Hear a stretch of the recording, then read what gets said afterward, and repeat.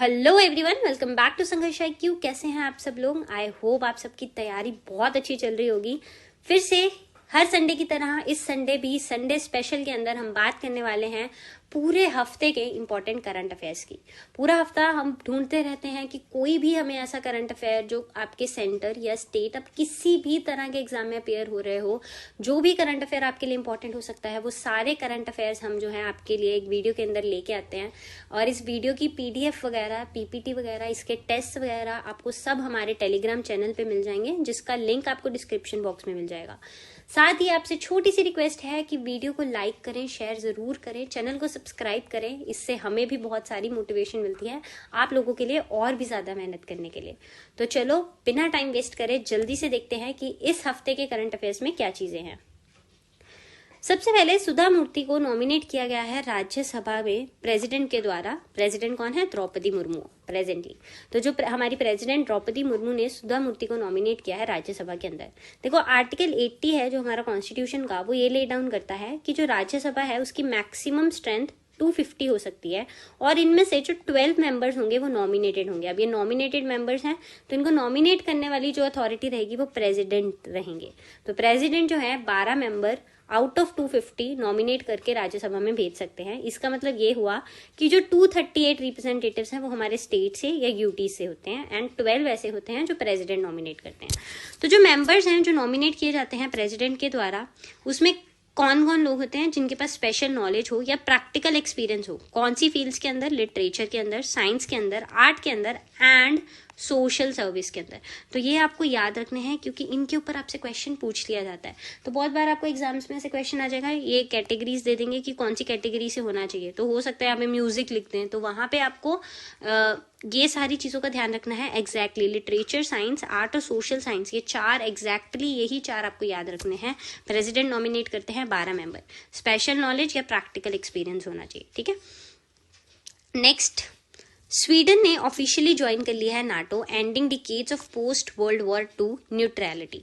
तो जो स्वीडन है वो वर्ल्ड वॉर II के बाद से ही एक न्यूट्रल स्टेट जो है बना हुआ था। वो किसी भी, आपको पता होगा अगर थोड़ा बहुत, कि 2 वर्ल्ड वॉर हुई, तब जब हमारी सेकेंड वर्ल्ड वॉर खत्म होती है 1945 में, उसके बाद ना कोल्ड वॉर एरा चला था। तो कोल्ड वॉर एरा में क्या था कि 2 तरह के ब्लॉक्स आ गए थे। एक को USSR जो कि प्रेजेंटली रशिया उसको लीड कर रहा था और दूसरी तरफ हमारा USA, ठीक है। तो ये कैपिटलिस्ट ब्लॉक था जिसे US लीड कर रहा था और दूसरी तरफ सोशलिस्ट ब्लॉक था जिसे USSR लीड कर रहा था। तो स्वीडन जो है वो न्यूट्रल स्टेट था, वो किसी भी तरह से उन्होंने किसी को भी ज्वाइन नहीं किया था, बट ऑफिशियली अब उन्होंने नाटो को ज्वाइन कर लिया है और ये सारी जो उनकी न्यूट्रलिटी थी उसे खत्म कर दिया। तो देखो नाटो सबसे पहले क्या है?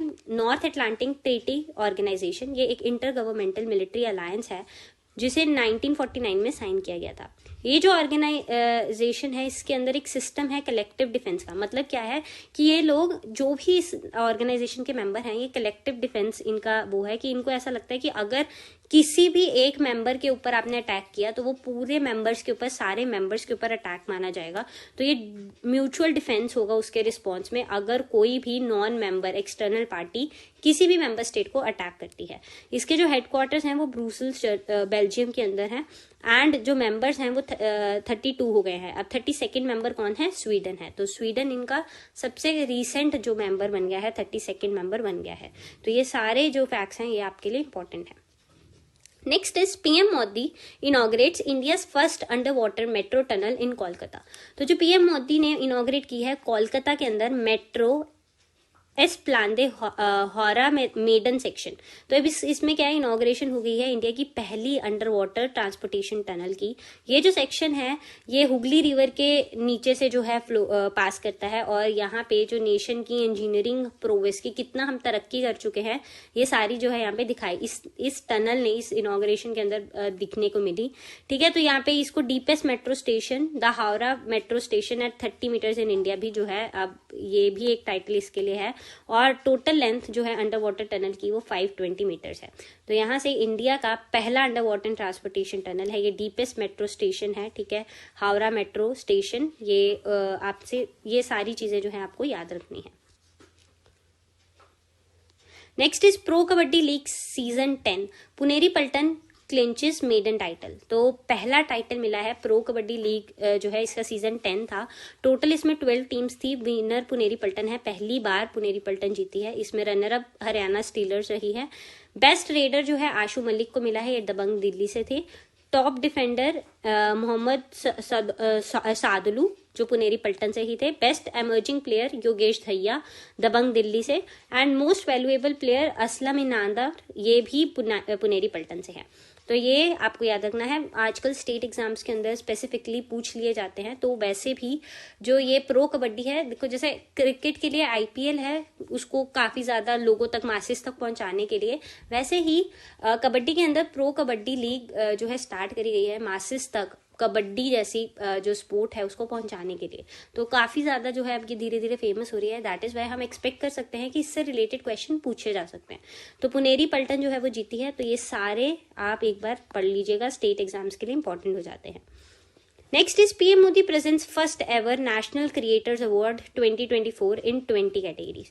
तो नेशनल क्रिएटर्स अवार्ड जो है एक एफर्ट है रिकॉग्नाइज करने के लिए excellence and impact across domains. इसके अंदर क्या है, जैसे स्टोरी टेलिंग है, सोशल चेंज एडवोकेसी है, इन्वायरमेंटल सस्टेनेबिलिटी है, एजुकेशन हो गया, गेमिंग हो गया, इन सबको जो है यहाँ पे रिकॉग्नाइज किया जाता है। ये जो अवार्ड है ये एनविजन करता है as a launch pad for using creativity to drive positive change. आप कैसे अपनी क्रिएटिविटी को यूज करते हो पॉजिटिव चेंज लेके आने के लिए हमारी सोसाइटी के अंदर, तो उस चीज को रिकॉग्नाइज करने के लिए है। तो फटाफट से देख लेते हैं कौन से अवार्ड हैं। जो जय किशोरी है उन्हें best creator for social change. Kavita Singh Kavita's kitchen है, ये best creator in food category. Drew Hicks best international creator. Kamiya Jaani favourite travel creator. Ranveer Allahbadia beer biceps, इन्हें डिसरप्टर ऑफ द ईयर बोला गया है। आरजे रौनक बउआ जिन्हें है most creative creator male. Shraddha most creative creator female. Aridaman जो है best micro creator. Nischay best creator in the gaming category. Ankit भैयनपुरिया best health and fitness creator. उसके बाद Naman Deshmukh best creator in education category. Jahnvi Singh heritage fashion icon. Malhar Kalambe Swachhata ambassador. Gaurav Chaudhary best creator in technology. Maithili Thakur cultural ambassador of the year. फिर Pankti Pandey favourite green champion. फिर Kirtika Govindaswamy best storyteller. Aman Gupta celebrity creator. तो ये थे awards, ठीक है। ये लिस्ट एक बार से नजर मार लीजिए, अगर कोई भी क्वेश्चन आ जाता है स्टेट एग्जाम्स में तो आपको पता होना चाहिए। Next is India achieves core loading of first indigenous prototype fast breeder reactor at Kalpakkam Tamil Nadu. तो इंडिया जो है 3 स्टेज न्यूक्लियर पावर प्रोग्राम जो है ये इंडिया का डिवाइस किया था 1954 के अंदर होमी बाबा ने। तो आपको याद रखना है, देखो जो न्यूक्लियर पावर प्रोग्राम होता है उसके 3 स्टेजेस होती हैं। तो फर्स्ट स्टेज के अंदर जो ये देखो, फर्स्ट स्टेज के अंदर क्या है, हम नेचुरल यूरेनियम को ही यूज करते हैं फ्यूल की तरह, और प्रेशराइज हैवी वाटर रिएक्टर जो है यहाँ पे यूज किया जाता है और इसी को यूज करके न्यूक्लियर एनर्जी बनाई जाती है। सेकेंड में हम क्या करते हैं कि फर्स्ट स्टेज पे जो बाय प्रोडक्ट बचता है प्लूटोनियम 239, इसी को यूज करते हैं और यहाँ पे जो फास्ट ब्रीडर रिएक्टर के अंदर यहाँ से एनर्जी बनाई जाती है। थर्ड स्टेज के अंदर थोरियम बेस्ड न्यूक्लियर रिएक्टर्स जो हैं बनाए जाते हैं। तो अब हमने इंडिया ने जो है कलीपक्कम जो कि सेकंड स्टेज पे फास्ट ब्रीडर रिएक्टर कलपक्कम के अंदर तमिलनाडु में इंडिजिनस प्रोटोटाइप जो है लोड कर लिया है। तो ये पहला इंडिजिनस प्रोटोटाइप रहने वाला है। तो ये एक बड़ी अचीवमेंट है इंडिया के लिए। आपके लिए ये स्टेजेस बहुत इंपॉर्टेंट हो जाएगी। फर्स्ट स्टेज के अंदर यूरेनियम यूज है, सेकेंड में प्लूटोनियम 239 यूज है, थर्ड के अंदर थोरियम। तो ये चीजें भी आपसे जो है एग्जाम में पूछी जा सकती है। नेक्स्ट पॉइंटर्स देख लेते हैं जल्दी से। India to conduct mega tri service exercise Bharat Shakti in Rajasthan Pokhran on March 12। ठीक है, तो हमारी ट्राई सर्विस एक्सरसाइज रहने वाली है एक बहुत बड़ी, जिसका नाम है भारत शक्ति। ये राजस्थान में होने वाली है पोखरान में March 12 को। Next is France officially becomes first country in the world to guarantee the right to abortion in its constitution. तो फ्रांस एक पहली कंट्री बना है जिसने कॉन्स्टिट्यूशन के अंदर ही राइट टू अबॉर्शन दिया। अब ये चीजें, ये पॉइंट्स आप एसेज वगैरह में, अपने क्वेश्चन वगैरह में भी जो है यूज कर सकते हैं। फिर GI tags awarded to Cuttack Rupa's Tarakasi silver filigree Bengal's Banglar muslin and Andhra's Narsapur crochet lace. ठीक है, तो ये GI टैग्स जो है इनको दिए गए हैं। ये आप एक बार इसको अच्छे से रीड कर लीजिए, ये इंपॉर्टेंट नाम हो जाएंगे। ठीक है, कहाँ से किसे मिला है ये भी याद रखना है। Next, Yatin Bhaskar Duggal from Haryana wins first prize in national youth parliament festival 2024। तो यतिन भास्कर दुग्गल जो है हरियाणा से, इन्हें पहला प्राइज मिला है नेशनल यूथ पार्लियामेंट फेस्टिवल 2024 के अंदर। केरला ने लॉन्च किया है इंडिया का first government owned OTT platform C space. ठीक है, तो पहला इंडिया का गवर्नमेंट ओन्ड OTT प्लेटफॉर्म है, तो ये आपको याद रखना है, केरला ने लॉन्च किया है। इसका नाम आपको याद रखना है सी स्पेस। देखो नाम, सिर्फ नाम से ऐसे सुनोगे सी स्पेस तो ऐसे नहीं एकदम से कैच होगा कि OTT प्लेटफॉर्म है, तो इसीलिए ये चीजें थोड़ी सी आप याद कर लीजिए।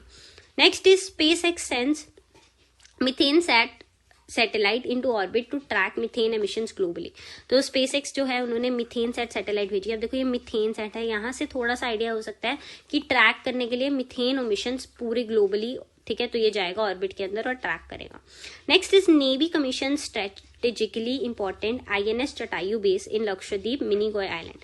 तो नेवी ने कमीशन कर दी है एक स्ट्रेटेजिकली इंपॉर्टेंट INS जटायु, ये बेस जो है लक्षद्वीप मिनीकॉय आइलैंड के अंदर। तो INS जटायु आपको याद रखना है। नेक्स्ट है, गवर्नमेंट ने रेज करा है minimum age for postal voting from 80 years to 85 years. तो पोस्टल वोटिंग के अंदर जो अब एज है उसे रेज कर दिया गया है। पहले 80 ईयर्स थी, अब ये 85 ईयर्स जो है कर दी गई है।